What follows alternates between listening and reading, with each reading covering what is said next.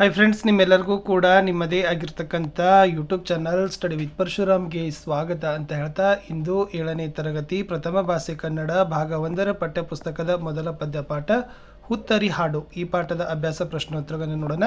ನಾವು 7ನೇ ತರಗತಿಯವರಿಗಾಗಿ ಕನ್ನಡ ಆಗಿರ್ಬೋದು, ಇಂಗ್ಲೀಷ್ ಆಗಿರ್ಬೋದು, ಹಿಂದಿ ಮತ್ತು ಎಸ್ ಈ 4 ವಿಷಯಗಳಲ್ಲಿ ವಿಡಿಯೋಗಳು ಬರ್ತವೆ. ಸೈನ್ಸು ಆಮೇಲೆ ಕೊಡ್ತೀವಿ, ಬಟ್ LBAಗಳನ್ನು ಕೂಡ ಕೊಡ್ತೀವಿ. ಸೊ ಜಸ್ಟ್ ಎಲ್ಲ ಪ್ಲೇಲಿಸ್ಟ್ ಲಿಂಕನ್ನು ಹಾಕಿದ್ದೀನಿ, ಅಲ್ಲಿ ಹೋಗಿ ನೋಡಿ ಅಂತ ಹೇಳ್ತಾ ಲೈಕ್, ಶೇರ್ ಮತ್ತು ಸಬ್ಸ್ಕ್ರೈಬ್ ಮಾಡೋದನ್ನು ಮಾತ್ರ ಮರೆಯದಿರಿ. ಆಲ್ರೆಡಿ ದೊಡ್ಡವರ ದಾರಿ ಅಂತಕ್ಕಂಥ ಗದ್ಯಪಾಠ ಹಾಕಿದ್ದೆ, ಇವಾಗ ಪದ್ಯಪಾಠ ನೋಡೋಣ. LBA ಪೇಪರ್ನ ಸಹಿತ ಹಾಕಿದ್ದೀನಿ, ನೋಡ್ಕೊಂಡು ಬನ್ನಿ. ಕವಿ ಪರಿಚಯ. ಕವಿಶಿಷ್ಯ ಎಂಬ ಕಾವ್ಯನಾಮದಿಂದ ಪ್ರಸಿದ್ಧರಾದ ಶ್ರೀ ಪಂಜೆ ಮಂಗೇಶ್ರಾವ್ ಅವರು ಕ್ರಿಸ್ತಶಕ 1874ರಲ್ಲಿ ದಕ್ಷಿಣ ಕನ್ನಡ ಜಿಲ್ಲೆ ಬಂಟ್ವಾಳದಲ್ಲಿ ಜನಿಸಿದರು. ಮಕ್ಕಳ ಕವಿತೆಗಳ ಕಣ್ಮನಿ ಎಂದು ಹೆಸರಾಗಿದ್ದಾರೆ. ಇವರು ಹುತ್ತರಿಯ ಹಾಡು, ನಾಗರಹಾವೆ, ಕೋಟಿ ಚೆನ್ನಯ್ಯ, ಗುಡುಗುಡು ಗುಮ್ಮಟ ದೇವರು, ಮಾತಾಡೋ ರಾಮಪ್ಪ ಮೊದಲಾದ ಕೃತಿಗಳನ್ನು ರಚಿಸಿದ್ದಾರೆ.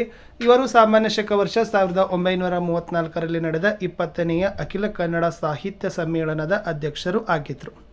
ಪದಗಳ ಅರ್ಥ: ಒಡಲ್ ಶರೀರ ದೇಹ, ಕ್ಷಾತ್ರ ಕ್ಷತ್ರಿಯ ಕುಲ, ಕ್ಷತ್ರಿಯನ ತೇಜಸ್ಸು, ಗರಿಯರು ಹಿರಿಮೆಯುಳ್ಳವರು, ಕಡುಗಲಿ ಮಹಾಶೂರ, ಜಮ್ಮದು ಅರಸನು ಇನಾಮಾಗಿ ಕೊಟ್ಟ ಭೂಮಿ, ದಟ್ಟಿ ಕುಪ್ಪಸ ಸೊಂಟಕ್ಕೆ ಕಟ್ಟುವ ವಸ್ತ್ರ, ಬಗ್ಗ ಹುಲಿ ಅಥವಾ ವ್ಯಾಘ್ರ, ಭೂರಮೆ ಭೂದೇವಿ, ಬಿಮ್ಮನೆ ವೇಗವಾಗಿ ಸುಮ್ಮನೆ, ಹೊಯ್ದು ಹೊಡೆತ, ಹುತ್ತರಿ ಕೊಡಗರು ಹೊಸ ಹಕ್ಕಿಯನ್ನು ಮನೆಗೆ ತರುವಾಗ ಆಚರಿಸುವ ಹಬ್ಬ ಅಥವಾ ಕೊಡಗಿನ ಸುಗ್ಗಿ ಹಬ್ಬ ಅಂತ ಬರಿಬೇಕು.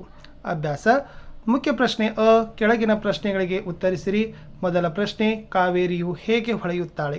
ಉತ್ತರ: ಮುಗಿಲಲ್ಲಿ ಮೂಡುವ ಮಿಂಚಿನ ಹಾಗೆ ಕಾವೇರಿಯು ಹೊಳೆಯುತ್ತಾಳೆ. ಪ್ರಶ್ನೆ 2: ಸೋಲು ಸಾವರಿಯದವರು ಯಾರು? ಕೊಡಗಿನ ಕಡುಗಲಿಗಳಾದ ಹಿರಿಯರು ಸೋಲು ಸಾವರಿಯದವರು. ಕೊಡಗು ಯಾವ ಗಿರಿಯಿಂದ ಯಾವ ಗಿರಿಯ ಪರ್ಯಂತ ಬೆಳೆದಿದೆ? ಕೊಡಗು ಬೊಮ್ಮಗಿರಿಯಿಂದ ಪುಷ್ಪಗಿರಿಯ ಪರ್ಯಂತ ಬೆಳೆದಿದೆ. ಕಾವೇರಿಯ ತವರ್ಮನೆ ಯಾವುದು? ಕಾವೇರಿಯ ತವರ್ಮನೆ ಕೊಡಗು. ಯಾವ ಹೊಯ್ಲಿಗೆ ಕುಣಿಯುವ ಪದ ಹೊರಹೊಮ್ಮಬೇಕು?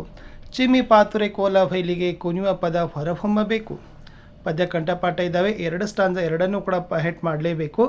ಎಲ್ಲಿ ಭೂರಮೆ ದೇವಸನ್ನಿಧಿ ಬಯಸಿ ಬಿಮ್ಮನೆ ಬಂದಳೋ, ಎಲ್ಲಿ ಮೋಹನ ಗಿರಿಯ ಬೆರಗಿನ ರೂಪಿನಿಂದಲೇ ನಿಂದಳೋ, ಎಲ್ಲಿ ಮುಗಿಲಲ್ಲಿ ಮಿಂಚಿನೋಲ್ ಕಾವೇರಿ ಹೊಳೆ ಹೊಳೆ ಹೊಳೆವಳೋ, ಎಲ್ಲಿ ನೆಲವಂತನಿಸಿ ಜನಮನ ಹೊಲದ ಕಳೆ ಕಳೆ ಕಳೆವಳು. Second para.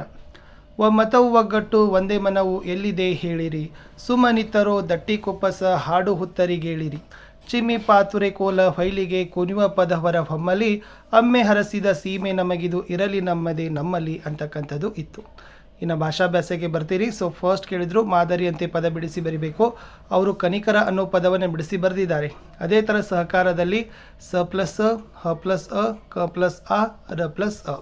ಪರಿಣತಿ ಪ ಪ್ಲಸ್ ಅ, ರ ಪ್ಲಸ್ ಇ, ನ ಪ್ಲಸ್ ಅ, ತ ಪ್ಲಸ್ ಇ. ಚೇತನ ಚ ಪ್ಲಸ್ ಎ, ತ ಪ್ಲಸ್ ಅ, ನ ಪ್ಲಸ್ ಓ. ಪ್ರವಾಸ ಪ ಪ್ಲಸ್ ರ ಪ್ಲಸ್ ಅ, ವ ಪ್ಲಸ್ ಆ, ಸ ಪ್ಲಸ್ ಅ. ಭಯಾನಕ ಭ ಪ್ಲಸ್ ಅ, ಯ ಪ್ಲಸ್ ಆ, ನ ಪ್ಲಸ್ ಅ, ಕ ಪ್ಲಸ್ ಅ.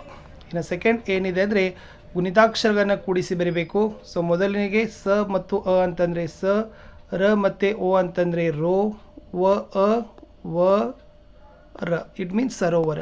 ಅದೇ ಥರನಾಗಿ ಚಳುವಳಿ, ರಹದಾರಿ, ಜಾಗೃತಿ ಚ, ಆಮೇಲೆ ಹಿಮಾಲಯ ಅಂತಕ್ಕಂಥದ್ದು ಏನಾಗಿತ್ತಪ್ಪ ಅಂದರೆ ಇತ್ತು. ಇಷ್ಟು 7ನೇ ತರಗತಿಯ ಕನ್ನಡದ ಪ್ರಥಮ ಭಾಷೆ ಪಠ್ಯಪುಸ್ತಕದ ಮೊದಲ ಪದ್ಯಪಾಠ ಹುತ್ತರಿ ಹಾಡು ಅಂತಕ್ಕಂಥ ಪಾಠದ ಪ್ರಶ್ನೋತ್ತರಗಳನ್ನು ಹಾಕಿದ್ದೀನಿ. ಸೊ ಫಸ್ಟ್ ಪಾಠ ಹಾಕಿದೆ, ಇವಾಗ ಪದ್ಯನೂ ಹಾಕಿದ್ದೀನಿ. LBA ನೋಡ್ಕೊಂಡು ಬನ್ನಿ. ವಿಡಿಯೋನ ಹೆಚ್ಚು ಲೈಕ್, ಶೇರ್ ಮತ್ತು ಸಬ್ಸ್ಕ್ರೈಬ್ ಮಾಡಿದರೆ ಮತ್ತೆ ನಿಮಗೆ ವಿಡಿಯೋಗಳನ್ನು ಕೊಡ್ತೀನಿ ಅಂತ ಹೇಳ್ತಾ ಇಲ್ಲಿಯವರೆಗೆ ವಿಡಿಯೋ ವಾಚ್ ಮಾಡಿದ್ದಕ್ಕೆ ಧನ್ಯವಾದಗಳು. ಸಿಗ್ತೀನಿ ಹೊಸ ವಿಡಿಯೋದಲ್ಲಿ. ಬಾಯ್.